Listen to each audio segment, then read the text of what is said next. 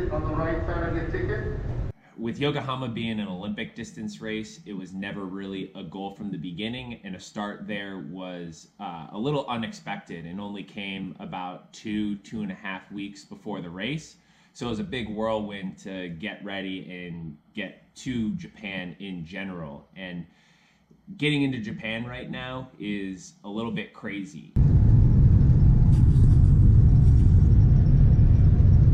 Well, I've got half a sheet right here.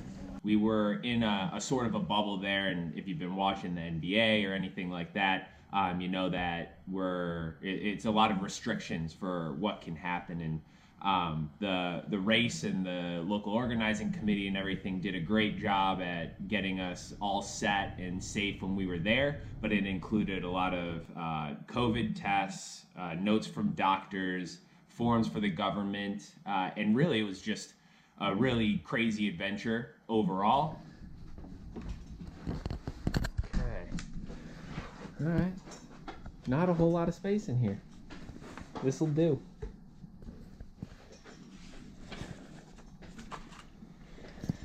I can finally take off this mask.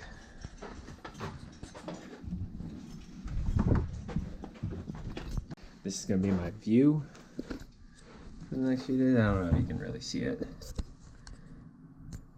Can basically capture it all in one shot of the GoPro. It is 7:19. Got in, we landed at 2:30 and haven't really had much to eat. They deliver our food, if you saw, out on a chair. We're only like kind of supposed to go out in the hallway, so very safe. And this is what's for dinner. Oh, nice little salad. Got some bread. And then it looks like a little bento box here. Oh, not a bad dinner. From the very beginning, we had volunteers or staff members who were keeping us separated from the general public, and essentially we were like quote unquote stuck in our hotel rooms for certain parts of the day and not really allowed to leave our floor at all. And they allowed certain times to train, and we had a bike room that we were in, and there were certain gyms that they let us do where we were allowed to either run and then we would switch and then we'd go swim. So there was ample time to train, but there was also room for creativity and adaptation to the situation where I did a lot of running in the room on a band. That was how I did my pre-race run, just because we were only allowed a swim course preview, and we did have a section to run there, but to just get activated, I was going to do a little bit of banded running just to recruit the muscles and be ready for the race. We felt that we were pretty well prepared for Yokohama. However, with it being an Olympic distance, it's kind of a peripheral goal. We're not necessarily preparing for this exact race because we've always been going for the mixed relay spot on the Olympic team. The bubble is just a very interesting and a very unique situation that we found ourselves in, and I actually found myself, almost enjoying the separate challenge and just seeing what sort of food we had. I brought along a ton of different things. I had my own little rice cooker and was able to make some of the meals on my own and just like embrace the process and just try to do whatever I could to get myself ready for race day. Saw the room at the beginning. Now we're gonna go through it again as I've lived in it. This is the night before the race, so starting to lay out some stuff.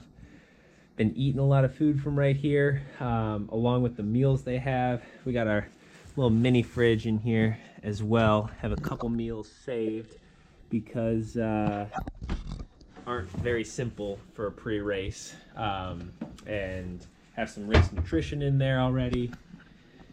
Trying to keep the clothes a little organized, but bag just kind of blows up a bit. There's a method to the madness there. Little table, eating it. Bed not made. But the real disaster, the hardest part is because we're training indoors, get really sweaty, so trying to dry out the clothes, and we just have this. What? All right, making coffee while talking to you on WhatsApp. This you kind of hate this area. It's pretty messy, but there's like no space for anything, and I feel like I have a system. I know where everything is. Yeah, I know what it's like over there. And race day itself, we went in without too much expectation. And actually, how we got the spot was they take the top 5 guys on the points list. But if somebody doesn't want to go to the race or is injured or any other reason and a spot opens up, USAT can sub in somebody else. And they may or may not have asked other people if they wanted to go in. I'm not aware of that, but they asked me if I wanted to start in Yokohama. And while the Olympic distance has not been a main opportunity for me, and we had never planned on going to Yokohama because of my points ranking, we felt that it's an opportunity you can't pass up, and knew that I had done some good training. And, in a certain circumstance, we could have ended up, outside shot at automatically qualifying if we placed in the top 8. Obviously, that didn't really go our way. For that to happen, we probably would have needed a faster swim, the breakaway to stay away on the bike, and then I would have had to show my current run fitness, and none of those things really happened. The swim was quick and made it into a breakaway of about 15 to 20 guys. But from there, I just tried to sit at the back and save my legs for the run. But the not focusing on the Olympic distance, I just found myself just kind of stuck toward the back. And when it came time for the run, with the first ITU race, run legs didn't quite show up. But honestly, that didn't matter. The guys at the front were flying, and Morgan Pearson absolutely crushed it. And a podium performance is above and beyond, I think, what anybody thinks is deserving of an Olympic or an Olympic qualification spot. So I was really happy to see that and see the USA up front. As for myself, I knew that, it was a good learning experience, and I had some positives from the race, but the main focus has always been on sprint distance and below for Olympic selection. And that's what I'm going to do in Italy this coming weekend. It's a sprint distance race, and it can show that my fitness is good and that I'm still in current form to be the best mixed relay person for selection. And in 2019, that was our whole goal going into it. We did a lot of super sprint races and sprint races to show fitness, and I had some great races. Like Chengdu was a super sprint prelim final race and took second there in a World Cup. I had my best WTS finish in Edmonton at a 7th place. And then I did a lot of Super League racing as well, which showed super sprint racing in a lot of different forms. So the way this Olympic selection is going to work, at least from our interpretation of everything, is that it's going to discretion for the final 2 spots, and you're going to take a look at, and there's basically, just a handful of guys who could probably be selected, and a committee is going to select it. There's 4 people on the committee. The Olympic selection is out there to read, as well as, a lot of this other information. It's pretty transparent overall. But those slots are probably going to come down from how the criteria is written to mixed relay spots, which is why you'll see a lot of the guys racing sprint races to prove their mixed relay capability. And a sprint race is obviously not perfect for this, because a 5K is way different than a 2K, a 20K bike is different than a 5K or 8K bike, and then a 750 swim is way different than a 300-meter swim. But they're trying to look at everything they can, and really it's supposed to be your results not just from right now, but all the way back through 2019. So I'm viewing the next race, as a cap to this resume, and I feel like I put in a lot of good racing that should solidify me as a great relay contender. I put in a lot of good relays in my time.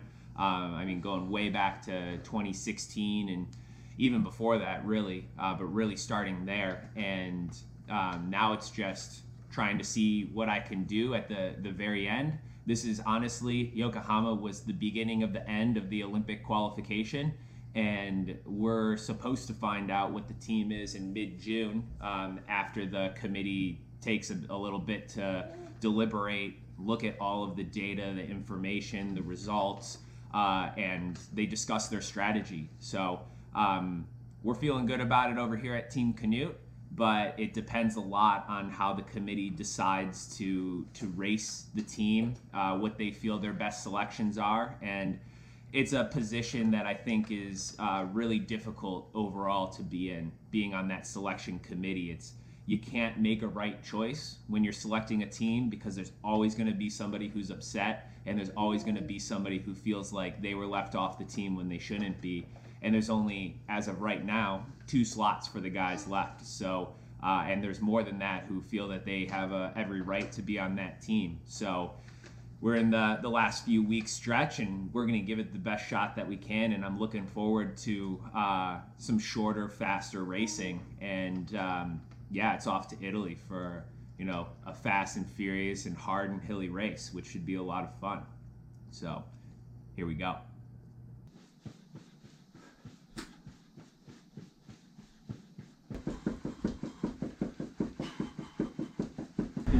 Going home. Let's get out of this bubble. Back in the USA. Welcome home, thank God. There we go. Oh. Look at those eyes just staring. Yeah. So surprised.